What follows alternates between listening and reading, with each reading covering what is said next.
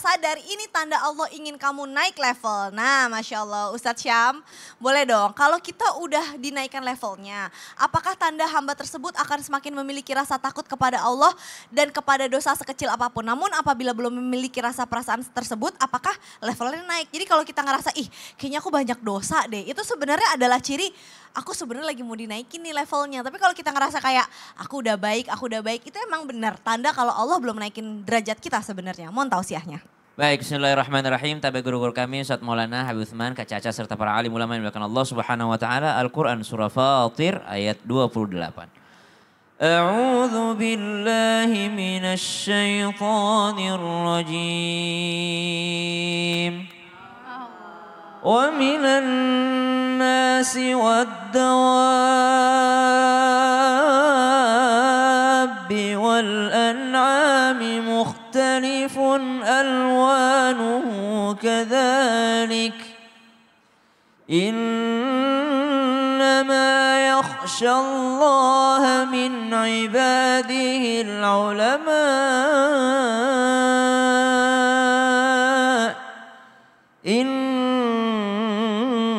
Allah azizun ghafur.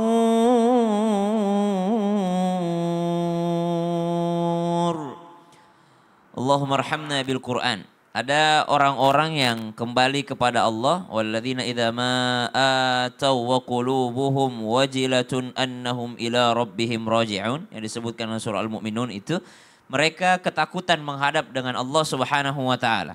Jadi ada orang yang nanti di hari kiamat itu sangat takut dengan Allah Subhanahu wa taala. Lalu mendengar ayat ini, Ibunda Aisyah nanya kepada Rasulullah sallallahu alaihi wasallam, "Ya Rasulullah, kenapa mereka takut menghadap sama Allah? Apakah karena mereka pezina?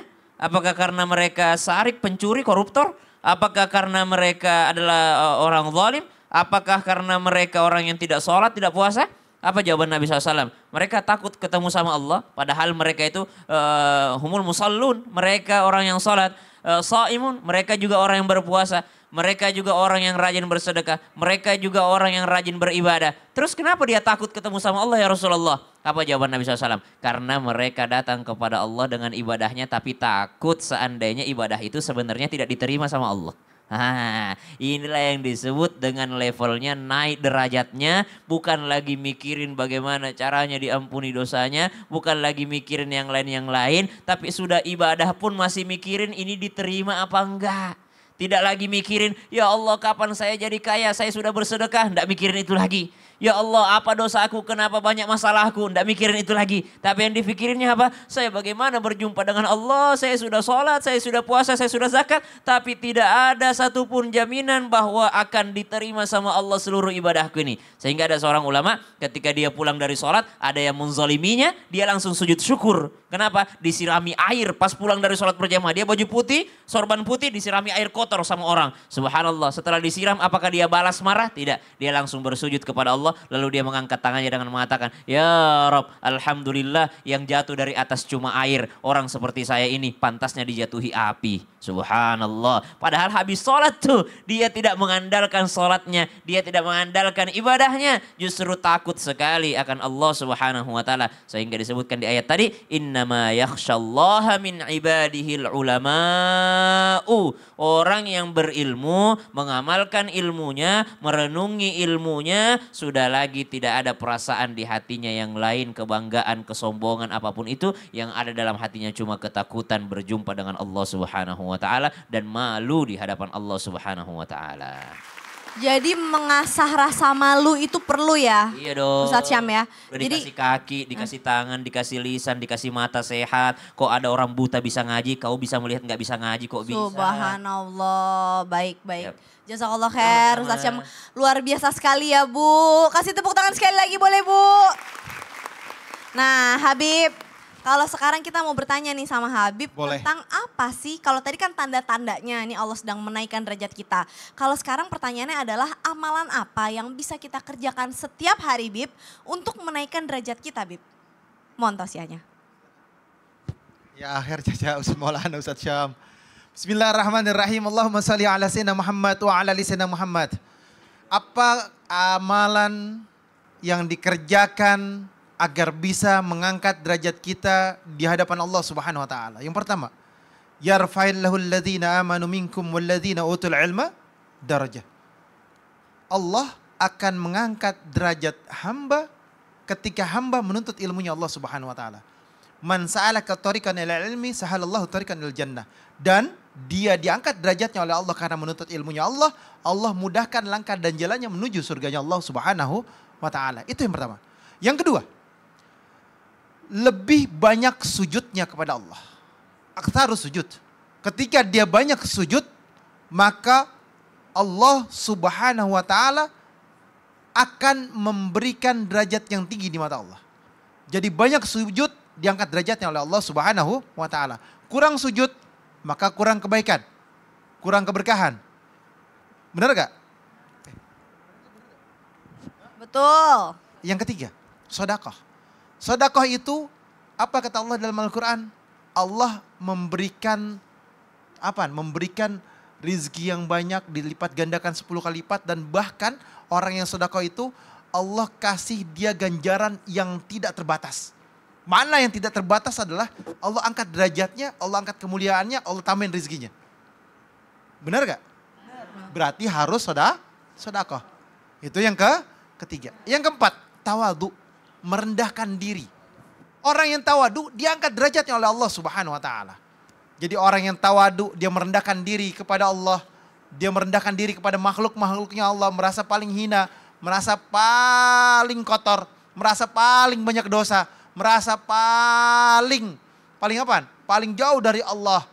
Padahal sholatnya bagus, ibadahnya bagus, bangun malamnya luar biasa, ngajinya Masya Allah, mendekatkan diri kepada Allah sangat dahsyat. Sehingga apa? Sehingga dia tawadu, merendah diri. Ini adalah mereka yang akan diangkat derajatnya oleh Allah Subhanahu wa taala. Jadi mereka yang memperbanyak sujudnya, mereka yang menuntut ilmunya Allah, mereka yang sedekah, dan mereka yang apa lagi? Yang tawadu, merendah diri kepada Allah, adalah mereka yang diangkat derajatnya oleh Allah Subhanahu wa taala. Dan yang kelima, siapa orang yang bersabar? Siapa orang yang bersabar? Sabar udah belum? Belum. Orang yang sabar, dia akan mendapatkan apa? Ganjaran yang lebih dari Allah Subhanahu wa taala, sehingga Allah angkat derajatnya. Nah, inilah orang yang sabar. Orang yang sabar, ganjaran dikasih besar oleh Allah Subhanahu wa taala. Masya Allah, menuntut ilmu, sujud, sodakoh, tawadu, dan bersabar. Insya Allah Allah mudahkan kita untuk bisa menjalankan itu semua ya. Terima kasih banyak Bib buat ilmunya. Dan sekarang kita masuk lagi yuk ke segmen Curhat Dong Ustadz. Iya, kami curhat. Tangannya Bu yang paling semangat yang saya tunjuk nanti. Angkat tangannya, kok malah tepuk tangan. Silakan tadi yang mau curhat yang mana Bu? Ada aja Ibu. Silahkan, yuk. Namanya siapa Ibu silakan. Assalamualaikum warahmatullahi wabarakatuh. Waalaikumsalam warahmatullahi Nama wabarakatuh. saya Ibu Skia, asal dari Majelis Taklim Al-Kausar Palembang. Bu Sukiyah mau curhat Ya. tentang apa? Curhat Pak Ustaz, bagaimana menghilangkan rasa kesedihan yang berlarut-larut? Habib Banyak silakan masalah. Ustadz Maulana. Gimana cara Menghilangkan menghilangkan? rasa kesedihan yang berlarut-larut walaupun sudah membaca Al-Quran. Karena suami sudah meninggal kan. Oke. Gimana caranya menghilangkan Rasa sedih yang berlarut-larut? Habib dulu deh silakan Bib. Silakan Bib. Bismillahirrahmanirrahim. Allahumma shalli ala sayyidina Muhammad wa ala sayyidina Muhammad. Ketika seorang hamba mengalami sebuah kesedihan yang dahsyat, yang hebat, yang luar biasa, yang betul-betul dia merasa dirinya ini terpuruk. Bagaimana caranya? Udah baca Quran Bu? Betul. Udah baca Quran? Udah. Baca Qurannya udah khusyuk belum? Sudah. Baca Quran yang khusyuk, ingat dosa-dosanya, ingat perbuatannya. Sehingga apa? Bisa meneteskan air mata ini menjadi saksi. Nanti di yaumil qiyamah. Dan ibu banyak sujud. Sujud sholat yang khusyuk. Alladzina yazununa annahum mulaqu rabbihim wa annahum ilaihi raji'un. Siapa yang sholatnya khusyuk, yang sujud kepada Allah, yang berharap akan pertolongan Allah, ditolong. Amin. Berharap akan mendapatkan ketenangan, Allah kasih ketenangan. Berharap akan hidupnya nikmat, Allah kasih kenikmatan. Yang gundah, yang gelisah, yang gak tenang jadi tenang. Yang gak bahagia jadi bahagia. Yang kurang duitnya jadi banyak duitnya. Amin. Yang gak pernah jalan-jalan jadi jalan-jalan. Ya, Yang alhamdulillah. kurang healing Ustaz. jadi healing. Amin. Jadi mananya apa? Mananya adalah Allah kasih kenikmatan mereka yang butuh kenikmatan. Dengan cara apa tadi? Dengan cara khusyuk. Bagaimana khusyuk? Yakin Allah sebagai Tuhan kita dan kita akan kembali kepada Allah dan hanya kepada Allah lah kami meminta dan hanya kepada Allah lah kami meminta pertolongan dan hanya kepada Allah lah kita memohon. Karena apa? Allah Tuhan, kita makhluk. Tidak ada daya dan upaya kecuali kekuatan Allah. Kalau Allah mengatakan kamu akan sukses, sukses. Kamu akan berhasil, berhasil. Kamu akan selamat, selamat. Kamu akan mendapatkan kenikmatan, kamu dapat nikmat. Kamu dapat kebahagiaan, kamu dapat kebahagiaan. Anakmu anak yang soleh soleha, anaknya soleh soleha. Suamimu akan suami jadi suami soleh, suami soleh. Istrimu jadi istri yang soleha, istri soleha. Amin. Karena apa? Keyakinan seorang hamba yang didasari dengan sholatnya benar, qobliyah ba'diyahnya dia nggak tinggal. Puasa Senin Kemisnya alhamdulillah, ayamul bidnya subhanallah, qiyamul lailnya nggak pernah putus. Khatam Quran 5 hari sekali atau 10 hari sekali. Ini hamba Allah yang dahsyat, yang luar biasa. Insya Allah dia ahli surganya Allah. Itu caranya. Amin. Ibu, emang ibu sedihnya kenapa sih ibu emang? Nggak tahu, pokoknya sedih. Kenapa sedihnya? Dia aja. Sedih kan, suami kan baru meninggal. Subhanallah, kapan Kayak Bu? 6 Februari 2005, puasa. Pas puasa, Iya. subhanallah. pas puasa. Jadi itu yang paling membuat ibu merasa sedih. paling Ya. sedih. Rasanya bukan tidak ada rasa, rasanya taat dengan suami kan. Cuman masih sedih. Oh, Iya. Ya bagaimana cara gimana Ustadz Maulana? Jadi gini, sedih kehilangan itu wajar. Maka ada namanya reaksi tubuh. Reaksi tubuh ini yang disebut dengan marah, sedih, emosi. Itu reaksi tubuh. Nah reaksi tubuh itu maka dirubahlah menjadi sabar. Ya, jadi tingkatannya gini, marah, sabar. Setelah sabar, usahakan ridho menerima takdir. Ya, ada orang meninggal suaminya, oh, sudah berapa lama menikah sama suami Bu? Hampir 30 tahun. 30. Saya cuma 10 tahun. Meninggal istri saya. Ya Bu ya? Sabar ya Bu. Jadi sedih itu disimpan di sini aja. Kayak apa lagi? Disimpan, makanya ada sabar, kemudian ridho. Ridho itu menerima ketentuan takdir yang sudah ditentukan oleh Allah. Jangan, jangan. Seakan-akan marah sama Allah. Barulah yang keempat cari hikmahnya. Ya Bu ya? Ya. Cari hikmah. Iya. Itu dulu caranya Ustadz Maulana Iya. menghilangkan kesedihan Iya, begitu. gitu. Masya Allah. Ya Bu ya? Udah cukup Ibu? Ya. Terima kasih. Baik. Wassalamualaikum warahmatullahi wabarakatuh. Waalaikumsalam warahmatullahi wabarakatuh. Terima kasih, saya minta lagi WHP. Ibu silahkan kembali ke Mana tempat duduknya? duduk. Silakan. Ya Allah sampai dianterin sama guru. Terima kasih ya Ustadz Maulana ya. Luar biasa. Kan beliau janda, saya duda. Oh. Iya, Antar. Ya Allah. betul.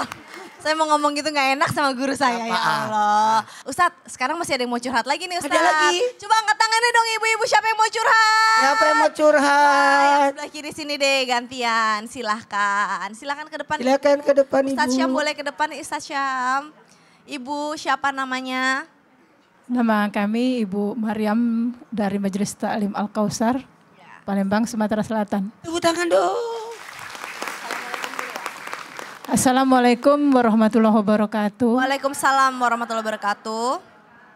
Curhat Pak Ustadz, Silahkan Bu Maryam. begini Pak, bagaimana cara saya lebih menyikapi tetangga yang sulit saya maklumi, sulit saya maklumi ya, mencari kesalahan kami terus. Jadi gimana saya supaya sabar, tetap ikhlas untuk Sabar menghadapi tetangga yang julid. Gimana nih kata Bu Maryam kalau punya tetangga yang aduh sulit dimaklumi kata Bu Maryam. Ya, Rasul saja yang sempurna Bu masih ada yang tidak suka sama dia. Apalagi kita ini yang memang pasti kita punya kesalahan. Iya. Kadangkala di mata kita tidak salah tapi di mata orang kita salah subhanallah. Emang kesalahannya apa kira-kira? contoh Pak ya, kalau misalnya masalah sampah, Ibu buang sampah sembarangan. enggak juga. Oh tetangganya. Saya yang Negor. misalnya ada sampah entah dari siapa, terus ngomel. Oh ibu kayak yang gitu. disalahin. Iya, ngomel. Padahal itu bukan sampahnya ibu. Iya saya nggak tahu juga apa. Itu kan saya tuh anaknya sudah gede-gede mungkin Ya. ada tahu dia tuh naruh sampah ya Pak ya. Tahu tapi masih tetap Ibu itu disalahin. ngomel-ngomel ya. Oh. Ada lagi nggak yang lain? Apalagi Contoh lagi. kesalahannya? Contoh lagi misalnya air hujan ya Pak ya. Heeh. Ngalir di lorong saya terus hitam Pak, comberan. Ya. terus ngalir pada saya. Kami tetap diam. Gimana lagi Padahal cara? air comberan dia itu. Iya, Gara-gara gimana lagi saya harus lebih ikhlas, lebih sabar. Introspeksi diri, siapa tahu memang kita salah Bu. Saya sekali lagi, kita ini Oke. bukan nabi. Mesti kita punya kesalahan itu. Setidaknya mungkin kesalahan kita kalau kita bau masakannya enak, tidak bahagi sama dia. Akhirnya yang dicari bau sampah. Karena bau masakan enak kita sampai ke hidungnya, tapi masakannya tidak pernah sampai ke dia. Oh iya. Macam itulah. Jadi habis masak, bagi-bagi lah sedikit sama dia. Kasih tahu ini ndak ada racunnya, ini makanlah. Ini enak ini. Ini saya ikhlas, ridho, dikasih ke dia. Kemudian yang ketiga, Ibu Rasulullah SAW meskipun banyak yang benci Rasulullah, tapi semua mengakui kebaikan Rasulullah. Kenapa? Rasulullah itu tidak punya track record jelek. Jadi memang dari awal beliau itu menjaga kejujuran, menjaga amanah, menjaga janji, menjaga semua. Sehingga kalau ada pun yang benci sama dia, yang dipercaya adalah Rasul. Karena Rasul yang jujur. Biarkah ibu jadilah orang yang terpercaya supaya warga sekitar tahu, oh bukan ibu ini yang jahat, tetangganya memang yang jahat. Masya Allah. Ustadz Maulana. Betul.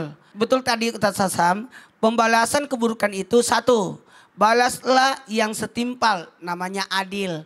Tapi itu pun gak bagus. Karena pasti dia akan dendam. Atau balaslah lebih buruk dari itu, lebih bahaya lagi. Namanya berbalas dengan zolim. Itu tidak bagus, tidak disarankan. Yang paling disarankan, balaslah dia dengan kebaikan. Gimana Cara saya? membalas kebaikannya, kalau dia kasih kita sampah atau ada sampah. Saya pertama kali sebelum pindah ke rumah saya minta tolong tempat sampah di depan rumah bongkar. Nggak usah ada tempat sampah begituan. Takut nanti baunya sampai ke rumah orang. Itu betul tidak? Nah, itu yang pertama, kita jaga kondisi tanaman-tanaman yang memungkinkan kena rumah orang, ditebang aja semua dulu. Betul tidak? Lalu kita tanam yang lebih bagus. Jangan sampai kita mengganggu orang. Kalau kita yang diganggu, tidak ada masalah. Yang penting kita tidak mengganggu orang. Jadi jawabannya berlaku ihsan. Balaslah keburukan dengan kebaikan. Amin Allahumma amin. Udah Bu cukup Bu Maria? Iya, terima kasih, Kak Alhamdulillah. Caca. Habib, apa nih kesimpulan dari pembelajaran kita pada pagi hari ini? Bismillahirrahmanirrahim. Allahumma salli ala sayyidina Muhammad wa ala ali sayyidina Muhammad. Ketika seorang hamba ingin diangkat derajatnya oleh Allah Subhanahu wa taala, mau mendapatkan kebaikan, keberkahan, kenikmatan di dunia, kenikmatan di akhirat, maka tentunya dia harus memperbaiki kualitas kehidupannya, memperbaiki daripada apa? Kebiasaan-kebiasaannya untuk selalu mendekatkan diri kepada Allah, menuntut ilmunya Allah, belajar agamanya Allah Subhanahu wa taala, cari guru yang alim, cari guru yang soleha bagi yang perempuan, cari guru yang soleh bagi laki-laki. Tentunya dia bersama keluarganya berada dalam satu kebaikan dan mencari ridhonya Allah. Dan yang kedua, jadikan rumahmu bukan kuburan, tapi rumahmu penuh dengan keberkahan. Baca Al-Quran di rumahmu, sehingga kebaikan keberkahan dalam rumahmu. Dan yang ketiga adalah apa? Yang ketiga adalah didik anak-anakmu dengan didikan yang baik, jauh daripada narkoba, maksiat, judi, khamar dan lain sebagainya. Bahkan jauh daripada LGBT. Sehingga apa? Sehingga Allah jaga, Allah lindungin. Untuk apa? Untuk kebaikan rumah tanggamu. Dan yang terakhir adalah perbaikilah hubunganmu dengan keluargamu, tetanggamu, orang tuamu, sehingga Allah berikan keridhaan kepada semuanya. Amin ya Allah ya Rabbal Alamin. Amin Allahumma amin. Terima kasih Habib, Ustadz Maulana, dan seluruh jamaah Islam itu indah. Ustadz Syam, boleh dong sedikit doanya Ustadz supaya tambah berkah pagi kita pada pagi hari ini. Bismillahirrahmanirrahim. Alhamdulillah Rabbil Alamin. Allahumma salli ala Sayyidina Muhammadin Nabiyil Ummi wa ala alihi wa sahbihi wa sallim. Allahumma inna nas'aluka ilman nafi'a. Ya Allah, anugerahkanlah kami ilmu yang bermanfaat, sehingga engkau angkat derajat kami dengan ilmu yang bermanfaat. Wa rizqan tayyiban wa amalan mutaqabbala. Birahmatika ya arhamar rahimin. Walhamdulillahi Rabbil Alamin. Amin amin ya Allah ya Rabbal Alamin. Jamaah Islam itu indah, terima kasih banyak buat waktunya. Dan sekarang saatnya saya Caca Frederika beserta segenap tim yang bertugas. Mohon maafin undur diri, mohon maaf apabila ada salah-salah kata. Sampai ketemu lagi besok. Wassalamualaikum warahmatullahi wabarakatuh. Waalaikumsalam warahmatullahi wabarakatuh.